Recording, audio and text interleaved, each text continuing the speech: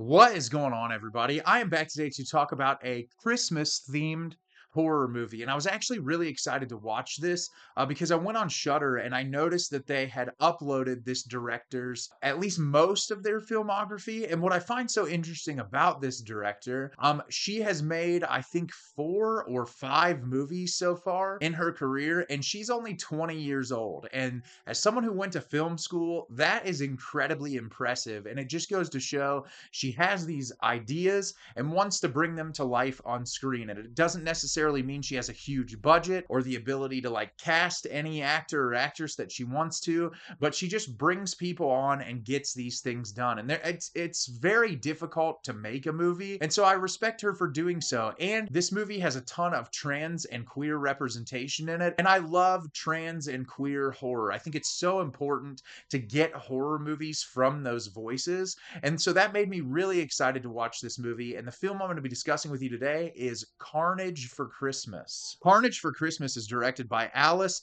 Maio Mackay. It's Christmas, so come with us on a blood-soaked sleigh ride to the conservative hometown of a trans true crime podcaster, Lola. Worried about the town's reaction to her transition, Lola is ready to take on anyone this holiday season. However, she didn't expect that person to be a Santa masked killer, paying grisly homage to the town's own haunted legend, the Toymaker. Now Lola, who has her own connection to the original Toymaker murders, must put an end to these gruesome murders. So I was really excited to watch this movie. Like I said, really impressive that this director's made so much at such a young age, and also just like excited to see a Christmas themed horror movie with queer representation in it.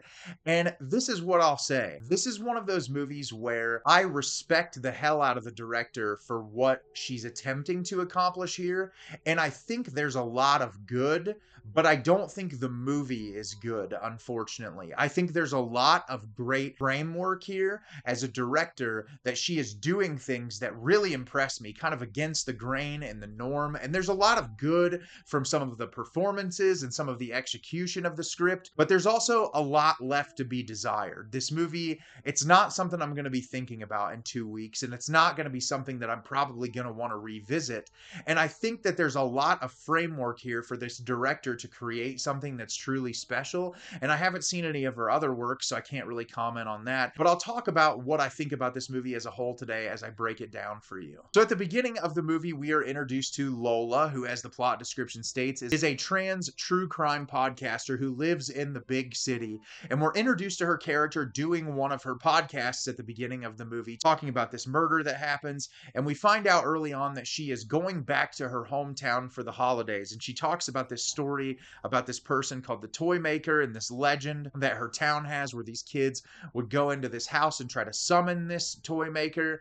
And she's worried about going back home because no one knows that she's transitioned, or at least not a ton of people in the community know that she's transitioned. And so she's really worried about what the reaction is going to be to her going back home. And so eventually she does go there. She leaves her partner and some of her friends behind. And we see her, like, she goes to a gas station to buy, I think, cigarettes or something at the beginning. And you could see the way that the gas station workers kind of look at her. And she gets home to her sister. Her sister is incredibly inviting and accepting towards her.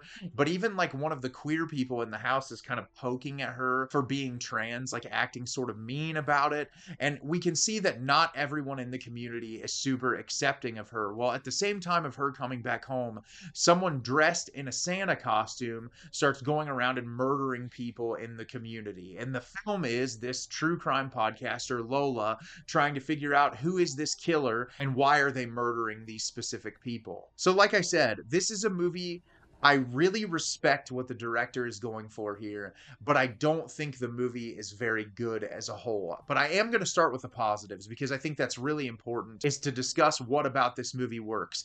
I love the visual style of this. It's very surreal in moments. There's a lot of really incredible editing choices, and for a movie that's clearly shot on a very, very low budget scale, there's a lot of attention to detail in transition and editing work. The movie is trying to come across in a very specific way. It's trying to feel sort of ethereal and dreamlike in moments.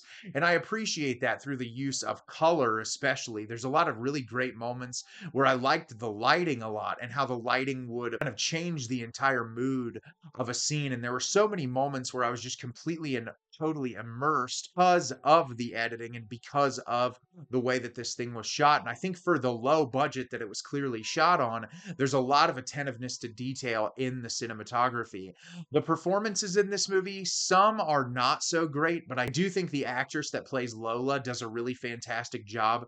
She's really giving it 110% in this role, and I really thought that she was captivating. Some of my favorite moments in the movie were the moments that she was doing the podcasting. She just has a very inviting voice, and someone who I could definitely listen to an actual podcast from, which is what I really appreciated. I liked her performance a lot. And there are some other actors that I thought did better than others. Some of the actors in this came across as a little less authentic. Like, you can tell the difference between someone being an authentic performer and someone who just feels like they're reading off a piece of paper or reciting lines that they don't know very well. And there is a clear about 50-50 split in this movie between the performers that really kind of embrace their characters and the ones who didn't do as well. I did like the design of the Santa Claus. I thought that the mask was really cool looking. It was very grizzled and strange, very different than what we're used to seeing in slasher films set around Christmas, which is something else that I really liked about the movie as well. Liked the use of sound. There was almost moments where it felt kind of like a noir, which was really cool. And I like the way that the dialogue is recorded. It's very different. Like, you can tell it's not the most high quality sound equipment, but there's something kind of warm about the audio that I think makes the movie an easy and immersive experience. And it's only like an hour and 10 minutes long. Not really hard to just immerse yourself into the movie and watch it. But that's where my problems with the movie arise. For starters, it's not a great slasher movie. Most of the kills in this movie, that's when I don't like the avant-garde sort of surrealist approach to the kill sequences. And I understand they have a very limited budget, and you can tell by like the aftermath of the kills, like they look very cheap, and they're trying their best to try to create a very grisly and realistic looking murder scene, but it just doesn't work because of how cheap it is. And so in those moments, I'm watching it and I'm like, I'm taken out because of how cheap it looks. And then on top of that, when the killer is going to accomplish his kills, they just keep sporadically cutting so that you don't have to focus too heavily on, like, an object stabbing someone or something where you would have practical effects to showcase that. It's done in a more surrealist way where it's like showing you something and then cutting back and cutting forward and cutting back. And that pulled me out, because if your sole focus is a slasher, I feel like if you don't have the budget to showcase the kills on screen, just imply them, do them off screen, do it in a way that it's in a lot of shadow, and then showcase it afterwards. And that's going to be more effective than this. I feel like there are moments with the surrealist sort of approach to the visuals that work better than others, but in that specific circumstance, I didn't like it all that much. I think the movie is trying to accomplish something interesting when it comes to our trans lead character's identity, and then coming back home and feeling some level of acceptance. But I feel like that was overshadowed by the actual slasher plot, which I get. They're trying to intertwine these things, and like the reveal of why the killer is doing what they're doing. It's fine, but it all feels a little forced. It doesn't feel really authentic. It's like, okay, that makes sense with what you're trying to say, but it feels like it comes across a little sloppy. And this movie's only an hour long. Like, it's really an hour and 10 minutes with credits.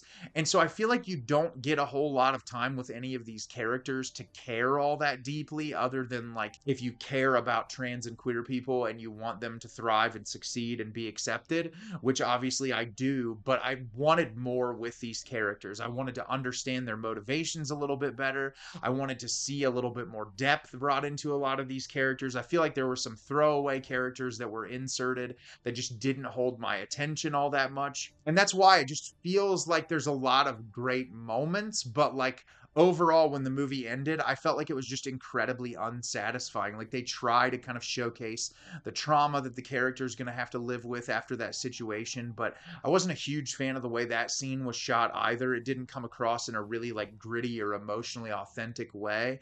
And that's disappointing because as I said at the beginning of the review, there are so many things to like about what this director is trying to do. And she's obviously 20 years old. She's got a lot of life ahead of her, clearly wants to make a lot more art. And I think that she should, because I think these stories are incredible and they should be told. I love horror from queer perspectives. I want to see more horror from queer perspectives. But I think if she takes a lot of what makes these movies special, which is the visual style and the editing choices and all of those little things, but just focuses a little bit more on the performances from the actors and like building great characters instead of just like little teeny bits of information and a lot of useless side characters. I think if there was more focused on the simplicity and the execution of the story, it would be something really incredible. And I would not urge you to not watch this movie. I think there's a lot of things to appreciate about it, and I will watch more of her work in the future to see what I think about it. So have you seen Carnage for Christmas? Did you love it? Did you hate it? Leave me a comment down below and let me know what you thought. I thought this movie had a lot of great ideas and great execution and moments, but overall the movie didn't work for me as a whole. As always, if you can like the video and subscribe to the channel, helps me out a lot and lets me know the type of content you're looking for. I'm always putting out new material and look forward to getting more out for you in the near future. And as always, everyone, thank you so much for watching and have a great rest of your day.